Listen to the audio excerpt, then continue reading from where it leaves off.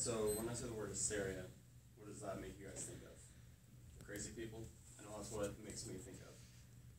The exact definition of hysteria is an exaggerated or uncontrollable emotion and or excitement.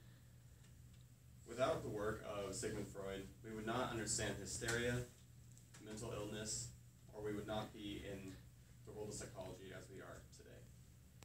Let me guys get you started with how Sigmund Freud created the world of psychology. Sigmund Freud was actually absolutely obsessed and loved hysteria. That's how he got his start, was with studying hysteria.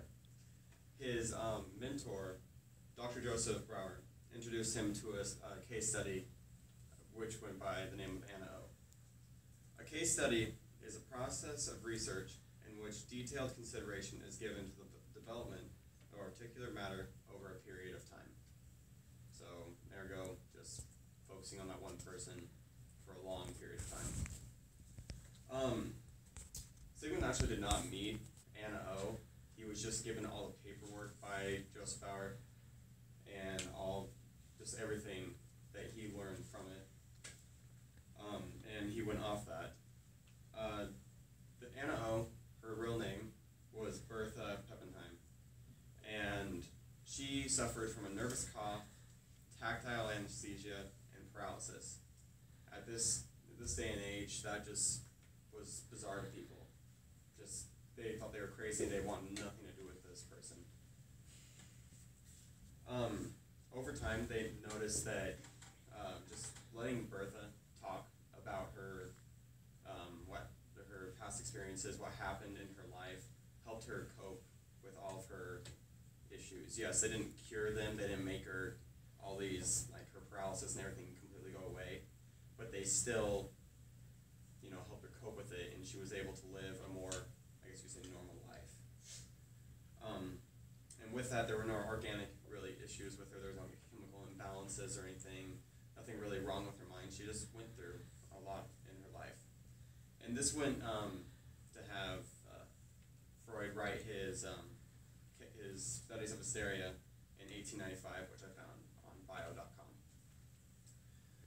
Let me now explain to you guys how he was the quote-unquote founder of psychology. Freud believed that the mind was split into about two basic areas, you could say, the unconscious and the conscious mind. Let me explain to you guys what conscious is. The conscious mind is everything that you are aware of. Like I'm aware, everyone's watching me give the speech right now, and you're aware of I'm giving the speech to you. It's also everything we can access from our memory, like past events and everything else. It's also known as the preconscious. The unconscious mind is pain. You say your hand on a hot stove, you're going to feel that pain. That's unconscious too. You're not told you have to feel this pain. It's just there. Also anxiety and conflict with people also.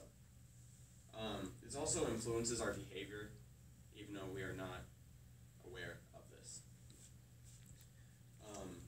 I found this in a psychological study by Woodrow Wilson that Freud based everything off of also what he called psychoanalysis, which opened up a huge view on mental illness, which back then, there wasn't really too much study on mental illness. It just was a bizarre thing.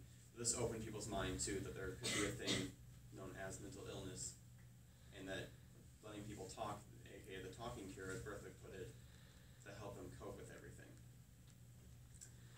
Finally, let me move on to what Freud called the sexual instincts, also known as life and death instincts.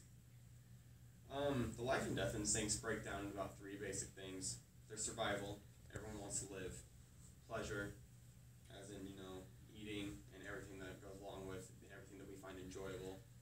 And then reproduction, which Freud had a huge belief in, that the human mind just wanted to reproduce. We live to reproduce, which that's why a lot of people went against his studies, thinking he was a little crazy himself.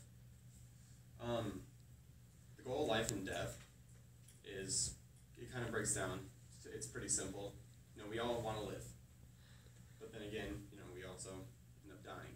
And Sigmund believed that all of us have in our mind this unconscious desire to die. And I know that sounds completely crazy. That we all in our minds right now, that we want to be dying. But even though That's because it's largely tempered by the life instinct, because we want to live so much that death instinct is just pushed aside. To wrap everything up, without the strange and sometimes looked down work of Sigmund Freud, we wouldn't understand the human mind as we do now, and also advances in psychology would not be nearly as far as they are today.